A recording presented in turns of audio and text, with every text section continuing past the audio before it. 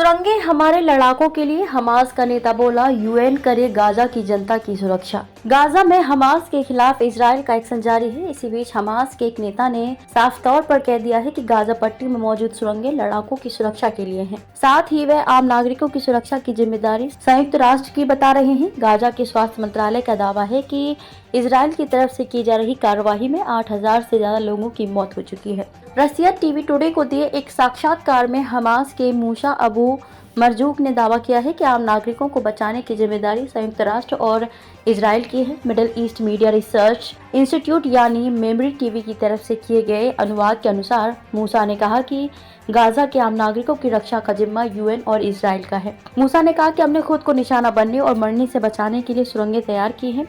ये हमें हवाई जहाजों से बचाने के लिए है। हमास के नेता ने कहा कि उनके पास सुरंगों से लड़ने के अलावा कोई भी रास्ता नहीं है। जेनेवा कन्वेंशन का हवाला देकर कहा कि जब तक वे कब्जे में हैं, तब तक उन्हें सभी सेवाएं मुहैया कराने की जिम्मेदारी यूएन की है। उत्तरी गाजा के अंदरूनी इलाकों तक पहुंची इजरायली सेना और उसके बख्तरबंद वाहन सोमवार को उत्तरी गाजा पट्टी के और अंदरूनी इलाकों तक पहुंच गए। फिलिस्तीनी इलाके में जमीनी कार्रवाई शुरू करने के 3 दिन बाद सोमवार को गाजा पट्टी में 2 तरफ से हमला शुरू कर दिया। इजरायली सैनिकों और टैंकों ने गाजा के मुख्य उत्तरी शहर पर पूर्व और पश्चिम से हमला किया। हमले के बाद संयुक्त राष्ट्र और चिकित्सा कर्मियों ने आगाह किया कि अस्पतालों के नजदीक हवाई हमले किए जा रहे हैं, जहाँ हजारों घायलों के साथ ही हजारों फिलिस्तीनी नागरिकों ने शरण ली हुई है। सैनिक उत्तरी गाजा में अंदरूनी इलाकों तक घुस गए हैं। सेना द्वारा सोमवार को जारी वीडियो में बख्तरबंद वाहनों को इमारतों के बीच से गुजरते हुए और सैनिकों को एक मकान के भीतर कमान संभालते हुए देखा गया। अभी सटीक स्थान के बारे में नहीं पता चला है। सेना ने सोमवार को कहा कि